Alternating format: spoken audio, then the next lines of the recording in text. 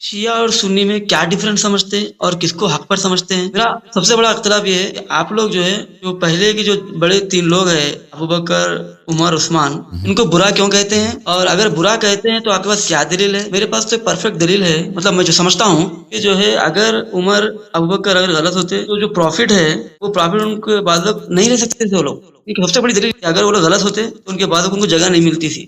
ایک میں کامن بات کر رہا ہوں۔ شیعہ اور مذہب عمرے میں فرق کیا ہے؟ یہ زمین آسمان کا فرق ہے۔ یعنی مذہب شیعہ مذہب حق، ہر بات میں حق، توحید ہے ہمارا عقائد حق، رسالت میں حق، خلقت زمین و آسمان میں ہمارے عقائد حق، قرآن مجید کے متعلق ہمارے عقائد حق، صحابہ کے متعلق ہمارے عقائد حق، اہل بیت طاہرین علیہ الصلوۃ والسلام کے متعلق ہمارے عقائد حق تھے، اور سب عقل کے مطابق اور کے اوپر محکم دلائل پر۔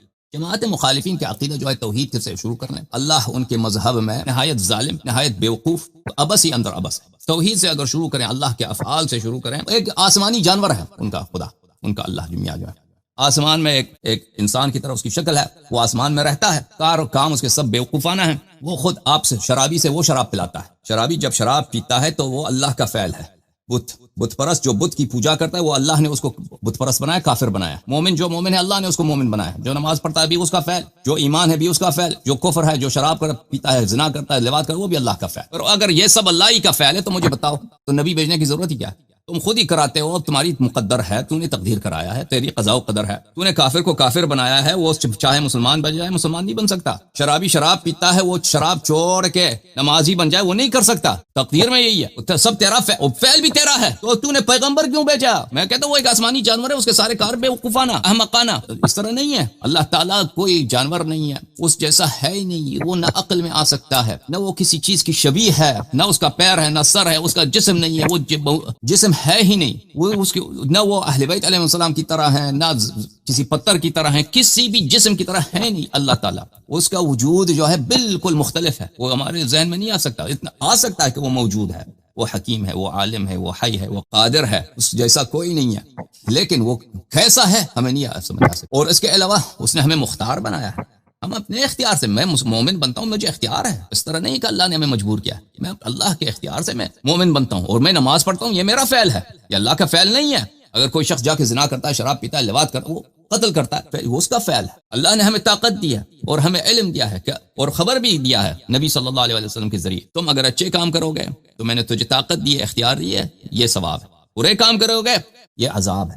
تو پھر شریعت بھی صحیح ہے، امر و نہی بھی صحیح ہے، وعد و وعید بھی صحیح ہے، جنت و نار بھی صحیح ہے، وَإِلَّا ان کے نظریے کے مطابق تو نہ جنت ہے، کیوں پیغمبر کو بھیجا کیوں ہے؟ تو سب کچھ تو نے خود کرایا ہے، یہ سارا ڈرامہ پیغمبر اسلام یہ سب اس کی ضرورت ہی کیا ہے؟ پھر روز قیامت حساب کس بات کا لوگے؟ تو نے خود کرایا بھائی، بت پرست کو تو نے بت پرست بنایا، اب اس بت پرست بیچارے سے کوئی حساب پکڑ لو کہ تو کیوں بت پرست بنا، بتوں کی پوجا کر، تو کیوں ہندو ہے؟ تو نے مجھے ہندو بنایا بھائی، اگر میں مسلمان بننا بھی چاہتا تھا نہیں بن سکتا تھا، کیونکہ تقدیر میں یہ تو نہیں لکھا تھا، اور آپ مجھے عذاب کر دو گے، تو اس سے بڑا ظالم کیا ہے؟ اس سے بڑا ظلم کیا ہے؟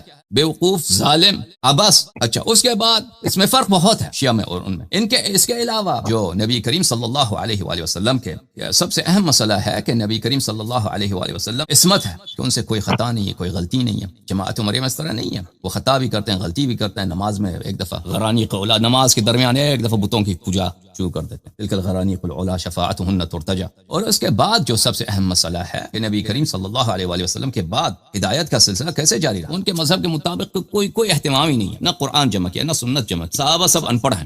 ایک شخص آیا ہے اللہ کی جانب سے انفارمیشن لے کے آیا، میسج لے کے آیا اللہ کی جانب سے، ٹھیک ہے نا، اس کو خود بھی پتہ، اس نے خود خبر دی ہے کہ میں مر جاؤں گا، اور اس کو پتہ بھی ہے کہ اس کے صحابہ اس کے بعد بڑے بڑے فتنے کریں گے، اس نے خود بھی خبر دی ہے، اور یہ بھی خبر دی ہے کہ ان کا فتنہ دجال کے فتنے سے بھی زیادہ ہوگا، اور اس کو پتہ بھی ہے کہ یہ لوگ سب ان پڑھ ہیں، اس کو پتہ بھی ہے کہ اس کے بعد کوئی نبی نہیں آنے والا۔ تو یہ انفارمیشن، یہ میسج، اس کو پریزرو کرنے کا اس نے کیا اہتمام کیا؟ کچھ اہتمام ہی نہیں کیا، بس ختم، چلے گئے دنیا سے، کچھ نہ سنت لکھوائی نہ قرآن لکھوایا، صرف صحابت ہے جن کو وضو تک نہیں آتی تھی۔ یہ عمر ابن خطاب ہے، اس کو مسلم میں لکھا، اس کو تیمم تک نہیں آتا تھا بھائی۔ یہ ایسے لوگ تھے، ایسے لوگوں پہ بھروسہ کرنا، وہ انفارمیشن جو ہم اور آپ قیامت تک، اب انسانیت کب تک جاری رہے، 10,000 سال، 20,000، 1,00,000 سال، قیامت تک 1,000,000 سال، ابھی تو دوسرا نہیں آنے والا۔ یہ انفارمیشن اللہ کی قوانین کیا ہے، اس کی کوئی پریزرویشن کے اس نے کام ہی نہیں کیا۔ اور سب سے اختلافی مسئلہ ہے امامت، اس پہ اس نے کچھ بھی نہیں بولا، ختم بات، چلے گئے، بس مر گئے۔ دین کامل ہے لیکن کیسے کامل؟ ٹھیک ہے، مذہب عمریہ کا اگر آپ دیکھیں ہر لحاظ سے یہ عقل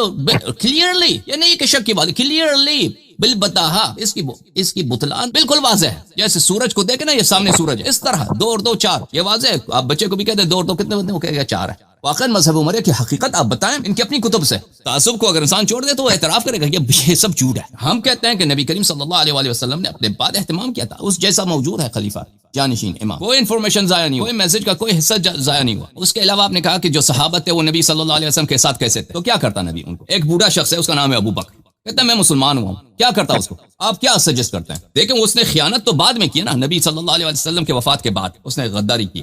ابو بکر ایک بوڑھا شخص ہے وہاں پہ، بیٹی بھی اس نے شادی کرایا اپنا. نبی کریم صلی اللہ علیہ وسلم اگر اس زمانے میں ان کو مارتے یا ان کو گالی دیتے، ایک منصف شخص ہوتا ہے نا، جو انصاف شخص ہے، وہ جنایت سے پہلے، جرم سے پہلے کسی شخص کو سزا نہیں دے سکتا یا اس کی بے عزتی نہیں کر سکتا. کر سکتا ہے بھائی؟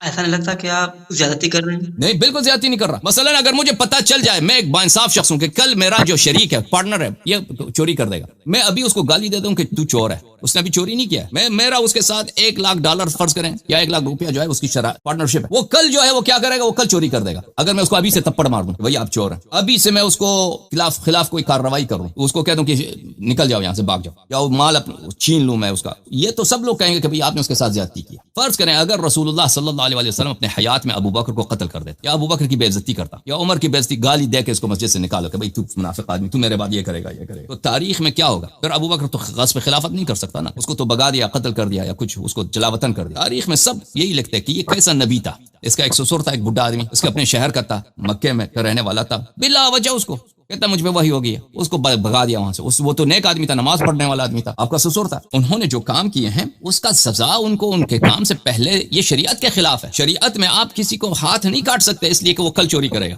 وہ اگر اس نے چوری کی تو اس کا ہاتھ کاٹ سکتے ہیں، تو ان کو غصب خلافت کا پہلے سے سزا نہیں دے سکتا. نبی کریم صلی اللہ علیہ وسلم یہ کر سکتا ہے کہ ایسے براہین ہمارے سامنے رکھ دے اپنے حیات میں کہ یہ لوگ امامت کے اہل نہیں ہیں. اور انہوں نے یہ کام بہت سارے کیے. نبی کریم صلی اللہ علیہ وسلم نے ان سے بیعت لیا شجرہ رضوان میں کہ بھائی جان جائے بھی ہم فرار نہیں ہوں گے جنگ میں. اس کے فوراً بعد بیعت الرضوان کے بعد جو جنگ ہوئی، جنگ خیبر. صحیح حدیث میں ابھی کچھ دیر پہلے میں نے آپ کو دکھا دیا، اسی تقاریر میں میرے دیکھ لیجیے کہ ابو بکر بھی فرار ہو گئے وہاں سے، عمر بھی. تو اللہ تعالیٰ کو تو پتہ ہے اور اللہ نے خبر دی، بل ان الذين يبايعونك انما يبايعون الله يد الله فوق ايديهم فمن نكث فانما ينكث على نفسه. کہ جو اس بیعت کو توڑ دے گا، یہ اللہ کے ساتھ بیعت ہے، آپ کے ساتھ بیعت نہیں ہے، اللہ کے ساتھ بیعت. جو اس کو توڑ دے گا وہ اس کی اپنی ہلاکت ہے، اس کی اپنی شقاوت ہے. اور انہوں نے توڑ دی بیعت، تو یہ بہت بڑی حجت ہے کہ یہ بے وفا لوگ ہیں، یہ دنیا دار لوگ ہیں، ایسے لوگ ہیں جن کی ایمان صرف ان کے منہ پر ہے. وقت آ جاتا ہے تو یہ بھاگ جاتے ہیں. دیکھیں عرب کا جو کلچر تھا اس میں غلاموں کو وہ اچھی نگاہ سے نہیں دیکھتے تھے. مثلا ایک شخص قبیلے کا سردار ہے، شریف خاندان سے ہے، ٹھیک ہے نا، اس کی ویلیو ہوتی تھی، اس کا احترام ہے، اس کا پریسٹیج ہے. اور ایک غلام ہے، کالا ہے، اس کی ناک جو اتنی چپٹی ناک ہے، بھائی اس کو کوئی احترام تو نہیں کرتا تھا نا. نبی کریم صلی اللہ علیہ وسلم نے ابو بکر کو، عمر کو، عثمان کو، جتنے صحابہ تھے، اپنے وفات سے کچھ دن پہلے ایک غلام ہے، اس کا نام ہے اسامہ ابن زید ابن حارثہ، 16 سالہ اس کی عمر ہے، اس کا کمانڈر بنایا. ان سب کو کہا کہ تم اس کے سپاہی اس کی اطاعت کرو اور یہاں سے جاؤ، مدینے سے نکل جاؤ، بھاگ جاؤ. سب کو بولا روم کی طرف جاؤ، حالانکہ روم میں کچھ ہو بھی نہیں رہا تھا. جتنے جنگ ہوئے نبی کریم صلی اللہ علیہ وسلم کے لشکر انہوں نے سرایا بھیجے ہیں، اس کی کوئی ایک بیک گراؤنڈ ہے، وہاں پہ ایک تھریٹ ہے، وہاں پہ کوئی لشکر جمع ہو رہا ہے حملہ کرنے کے لیے، اسی لیے لشکر کو بھیجا جا رہا ہے. اور اتنی دور تبوک تک، موتا تک، وہ 45 دن کا راستہ ہے، وہ بھی گرمی کی حالت میں ان کو ادھر بھیجا ہے کہ تم ادھر چلے، ٹھیک ہے نا. اور سب صحابہ نے شکایت بھی کیا کہ یہ کیا کر رہے ہیں. بعض کتاب میں لکھا اسامہ کی وہ عمر 14 سال تھی اس وقت، 15 16 17. جب ان لوگوں کو اس طرح تذلیل کرنا، یہ نبی کریم صلی اللہ علیہ وسلم نستجیر باللہ پاگل نہیں ہے. ہر انسان کو اپنے فعل معاشرے میں کس طرح وہ نظر آتا ہے اس کا کچھ اندازہ ہوتا ہے. اور بعض لوگ زیادہ ہوشیار ہوتے ہیں، حکیم ہوتے ہیں، ان کو زیادہ معلوم ہوتا ہے. مثلا میں آج یہاں پہ اس طرح کا کپڑا پہنوں، آج ہم آپ کے سامنے، آپ مجھے کس طرح نگاہ سے دیکھو گے، مجھے کچھ اندازہ ہے. میں اگر مثلا ٹوپی لگاؤں، مجھے لوگ کیسے میرے ساتھ برتاؤ کریں گے، ٹھیک ہے نا. ابھی آپ ادھر آئیں، ابھی میں آپ کو خدا نخواستہ آپ کو گالی دوں، مجھے اندازہ ہے کہ لوگ کس نگاہ سے مجھے دیکھیں گے نا، لوگ میری مذمت کریں گے. حیدرآباد سے ایک آدمی آیا تھا، آپ نے اس کو ان کے ساتھ اچھا بات نہیں کیا. ایک شخص لشکر کا کمانڈر بناتے ہیں، یہ معاشرے میں غلط نگاہ سے لوگ اس کو دیکھیں گے. نبی کریم صلی اللہ علیہ وسلم عاقل العقلاء، نبی نہ بھی ہوتے نا، آپ کہہ دیں دنیائی لحاظ سے کہہ دیں کہ چلو نبوت نہیں مانتے ان کو، کوئی کافر بھی کہے، اتنا تو مانتے ہیں کہ بھائی بہت وائز آدمی ہے، پولیٹیکل لحاظ سے بہت شروڈ آدمی ہے، اپنے معاشرے کو اچھی طرح سے جانتے ہیں. تو جب آپ ان صحابہ کو ان کا دیکھیں، ان سے زیادہ بے عزتی کیا ہے. اس ایک غلام کو آپ ان کے اوپر اپنے وفات سے کچھ دن پہلے اور کہتے ہیں کہ جاؤ، اور وہاں پہ کچھ ہو بھی نہیں رہا نا، اس سے زیادہ بے عزتی کیا کرنا. یعنی اگر اگر یہ واقعاً اتنے قریب ہوتے رسول پاک صلی اللہ علیہ وسلم کے، ان کے ایڈمنسٹریشن پہ اتنا اطمینان ہے، ان کی اخلاق پہ، ان کی تقوی پر، ان کی ایمان پر، ان کی ایبلٹیز پر، لیڈرشپ پہ اتنا اطمینان ہے، تو ایک ایسے نوجوان کو جس کی کوئی بیک گراؤنڈ بھی نہیں ہے اسامہ کی، اس طرح نہیں ہے کہ اسامہ ایک اکامپلشڈ کانکرر ہے، اسامہ ایک بہت ہی بہادر، شجاع، فاتح آدمی ہے. چلے عمر کم ہے، اس کو جنرل ہے بھائی، کوئی بات نہیں. اسامہ کچھ بھی نہیں ہے، نہ نبی کریم صلی اللہ علیہ وسلم کے حیات میں اس کے کوئی کارکردگی ہے، نہ اس کے بعد اس کی کوئی کارکردگی ہے کہ وہ بڑا فاتح آدمی، بڑا شجاع، کچھ بھی نہیں ہے اسامہ. اسامہ ایک غلام ہے، چپٹ، اور وہ بدصورت بھی ہے، کالا ہے، رات کی طرح کالا ہے. اور یہ عرب جو تھے نہایت قوم پرست لوگ تھے، یہ مسلمان تو ہوئے تھے لیکن وہ عادات تو ان سے نہیں گئے تھے. تو اس طرح ان کی بے عزتی کی نبی کریم صلی اللہ علیہ وسلم نے کہ اگر لوگ دیکھ لیں تو بعد میں آ جائیں، دیکھ لیں کہ ان کی لیڈرشپ پہ ان کا کوئی بھروسہ نہیں تھا. اس طرح ان کو بے عزت کیا تھا پیغمبر صلی اللہ علیہ وسلم نے. اور اس طرح کے مزید واقعات کہ ان کو کبھی کوئی عہدہ نہیں دیا تھا ابو بکر عمر. نبی کریم صلی اللہ علیہ وسلم کا اخلاق حسنہ تھا. کوئی بھی شخص آتا تھا کہ ہم مسلمان ہوئے، اس کو گود میں لیتے تھے، آغوش میں لیتے تھے، ان کو رد نہیں کرتے تھے کہ مجھے پتا ہے کہ بعد میں غیب کے عالم سے مجھے پتا ہے کہ آپ بعد میں مرتد ہو جائیں گے. کبھی اس طرح نہیں کرتے تھے. جو بھی شخص آیا وہ کہتا ہے کہ میں مسلمان، اس کو کہتا ہے ٹھیک ہے مسلمان آ جاؤ، نماز پڑھو، نماز سکھاتے ہیں آپ ان کو. بل میں نے عرض کیا نا کہ عطایا جو آتے تھے، مال غنیمت، خمس وغیرہ، اپنے اہل بیت کو بھوکا رکھتے تھے. وہی لوگ جو عام مسلمان کو ان کو کھلاتے تھے. یہ نہیں کہتے تھے بعد میں سے آپ لوگ بہت سارے مرتد ہو جائیں. تو نبی کریم صلی اللہ علیہ وسلم اگر اس طرح کرتے نا اپنے علم غیب پر، مجھے اللہ کی جانب سے تو علم ہے کہ یہ آدمی بعد میں مرتد ہوگا، اس کو وہ برا برتاؤ کرتے، تو اس طرح ان کی بڑی بدنامی ہوتی تاریخ میں. نبی کریم صلی اللہ علیہ وسلم جتنے لوگ تھے، عیسائی، یہودی، مشرک، کہتے ہیں یہ دیکھ یہ آدمی پاگل، ہم نے دیکھا ہے فلانی شخص آیا ان کے پاس مسلمان ہوا، اس کو قتل کر دیا، یا اس کو اس نے کوڑے مارے، اس کو بے عزت کر کے شہر سے نکال دیا کہ تو بھائی بعد میں مرتد ہو جائے گا. ٹھیک ہے، اس طرح تو نہیں کر سکتے تھے وہ. اوکے بھائی.